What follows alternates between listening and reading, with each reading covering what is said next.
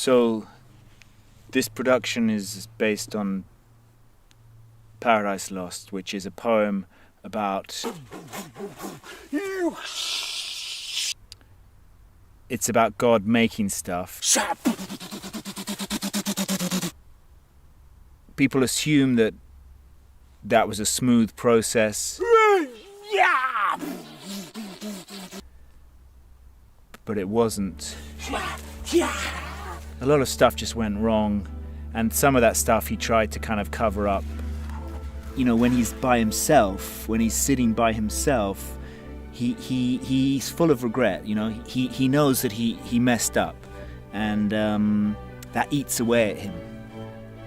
But not even God can go back, you see. He can't change what he did already. He can't go back and do that. So he just carries on as if that's what was meant to happen.